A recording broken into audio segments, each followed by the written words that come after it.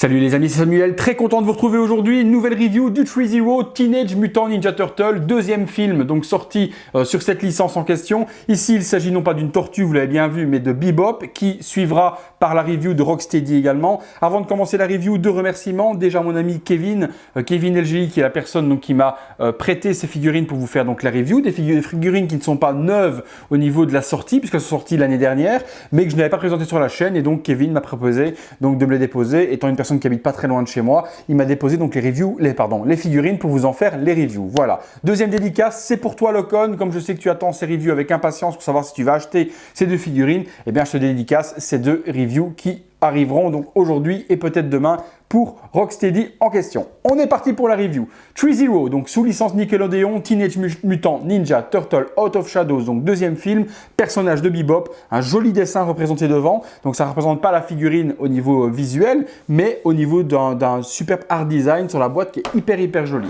Sur le côté, on revient sur le titre et un design qui reprend donc le frontal. Hein.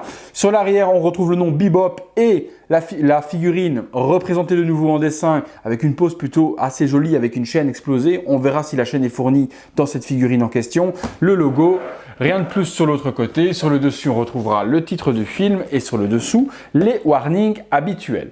Eh bien, on est parti tout de suite pour le contenu. Alors, contenu de la boîte, on ouvre ça ensemble. Je vais découvrir en même temps que vous parce que je ne connais pas du tout ces personnages au niveau Threezero. Donc je connais forcément Bebop et Rocksteady du dessin animé, du film Les Tortues Ninja classiques, etc. Ça oui, mais au niveau des figurines Threezero, je vais les découvrir comme vous parce que je ne les ai jamais vues.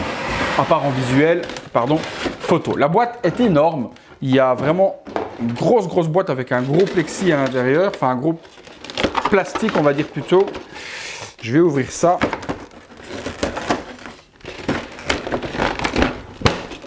Hop là. Alors, au niveau du contenu, on découvre une paire de lunettes assez fashion, hein, vous savez, avec la ligne, mais ça forcément vous le voyez en visuel également, donc avec une ligne vraiment très fine pour voir les yeux du personnage en question, donc les lunettes qu'il porte justement dans le film. Au niveau accessoire, c'est très sommaire, on a juste une main supplémentaire et puis la figurine. Alors la figurine, je la sors, elle est énorme. Déjà la représentation est super intéressante déjà comme ça. Je trouve ça vraiment fun. Alors je la sors. Donc pas de grosse chaîne fournie à l'intérieur comme porte le visuel à l'arrière où il expose une chaîne. On a juste donc le personnage, mais qui est vraiment fun. La vache, il est énorme, il a un énorme ventre. Alors je vous le montre en visuel en même temps. Visage, alors il est super beau, franchement un peigne de malade, des yeux super bien gérés, il a une crête en vrais cheveux, donc vrais cheveux, enfin vrai poil on va dire, avec également une barbichette violette qui est hyper bien gérée, collier avec des dents, vraiment accurate au niveau du film, au niveau des accessoires, c'est vraiment très bien géré, on a vraiment tout ce qu'il faut, le collier avec le petit volant, les brassards avec des vraies chaînes, donc super bien aussi, très piquant, donc faites attention de ne pas se blesser parce que ça pique super fort malgré que c'est du plastique. Une texture, alors c'est une texture pas tout en plastique dur, c'est vraiment une texture en fait en espèce de plastique mou. Il y a des tatouages sur le côté, il y en a vraiment à voir partout sur cette figurine. La veste est super bien gérée avec derrière les motifs espèce d'indien ou autre avec les pics, même chose, il a du poil dans le dos qui revient également, sa petite queue. Waouh, franchement, elle est trop belle. On a la chaînette sur le pantalon également, le pantalon avec des pointes, les grosses boots. Alors un ventre avec plein de poils, mais qui sont à ce moment-là, donc sur le ventre, les poils ne sont pas en vrai poil, ils sont en plastique. Donc très bien géré également, avec les seins qui retombent, etc. Vraiment un facochère de malade. Hyper bien géré. Alors le body, je reviens dessus, on a donc un système plastique mou, qui n'est pas un seamless, donc c'est pas un système de body comme ce que fait Thyssen ou Hot Toys ou autre, où on est en silicone. Ici à l'intérieur on sent qu'il y a un plastique, donc un corps en plastique recouvert d'une membrane en plastique également en fait, hein, voilà, c'est vraiment une membrane plastique. L'avantage de ce genre de matériau en question, déjà ça ne fait pas apparaître d'articulation, hein, vous voyez il n'y a pas d'articulation du tout au niveau des coudes, c'est sur des crans, on l'entend, crac. Oui, on entend bien. Et l'avantage, c'est que ça ne craquera jamais. C'est le genre de truc qui ne se déchire pas. Comme on est sur du plastique et pas sur du silicone, on peut lui mettre une pose pliée comme ceci pendant 15 jours, 3 semaines, 1 mois. Ça ne va jamais se déchirer parce que c'est super large par rapport au body qui est à l'intérieur. Donc très ingénieux de la part de Threezero d'avoir fait ce type de body en question. mais il est top. Alors, il a un doigt qui monte vers le devant, et je pense qu'à mon avis, c'est bien de le mettre comme ça. Il a un doigt qui fait comme ça, qui est vraiment, ouais, une main qui fait comme ça, qui est vraiment cool. Donc, on peut le mettre en mode motherfucker. Et puis, on peut lui mettre les lunettes également pour avoir son look dans le film. Donc, on peut lui poser les lunettes. Alors, à voir comment les lunettes tiennent. À mon avis, elles se posent simplement, parce que je vois qu'elles ne vont pas jusqu'aux lunettes forcément. Ouais. Donc il suffit de poser les lunettes bêtement et elles tiennent sur la figurine en question. Franchement, bluffé du réalisme, bluffé de la réalisation. On passe tout de suite, les amis, au visuel.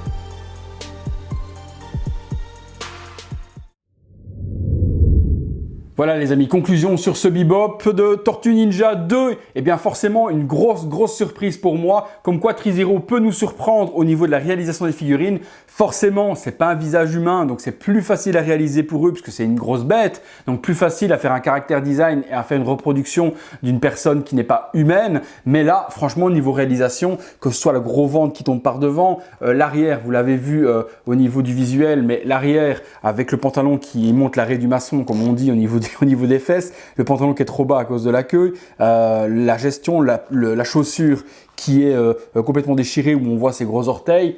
Franchement, hyper top. Petit bémol, ils auraient dû penser à mettre un système au niveau des lunettes pour que ce soit aimanté, parce que si vous bougez trop, elles tombent, vous voyez. Donc vraiment dommage. Ils auraient dû mettre un système aimanté. Clac, elles seraient restées en position. Là, si la figurine bouge un petit peu tôt, les lunettes tombent, donc il faudra lui donner une pause pour que la tête soit un petit peu plus élevée, que les lunettes restent bien. Sinon, elles glissent sur son museau en question.